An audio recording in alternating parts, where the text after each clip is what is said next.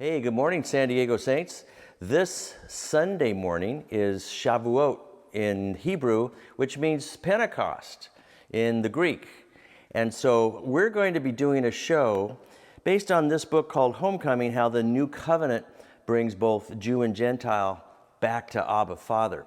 And what we're going to be talking about as you tune in on 1210 on the AM and 106.1 on the FM, or if you have a computer or a tablet, just click on to, type in KPRZ.com and then click on to the Listen Live button at 11 a.m.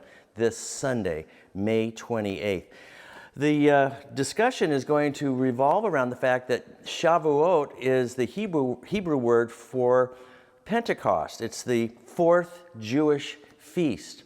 And what it involved is that it was 50 days from Passover when the Jews were rescued away from all the death that befell Egypt. And that was a sign that not only did the lamb, and we can see the symbolism there to Jesus, the lamb with the blood was spread over the doorposts, and the angel of death passed over them. But the question becomes, 50 days later, what would happen if they stayed in Egypt after Passover and didn't leave?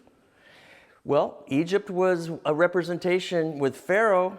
It was a demonic society. It was a pagan society. They were enslaved for 430 years. The whole idea of being delivered at Passover was to get out, to leave Egypt, depart from Egypt and its system, and then go learn about God in the desert. You can only do that when you travel the road to Shavuot, to Pentecost. Why? Deuteronomy 8 said, God says, you don't know me. And the way we get to know each other is we're going to take a journey together, and it's going to be in a difficult place, a trying place, a challenging place where you can't grow your own crops. You can't use the water from the Nile. You got to depend on God. You got to depend on God for food and clothing and your shoes and the water that comes out of rocks in the middle of the desert. So that's how you get to know God. That's why Passover happened, so that we could get back to Father God.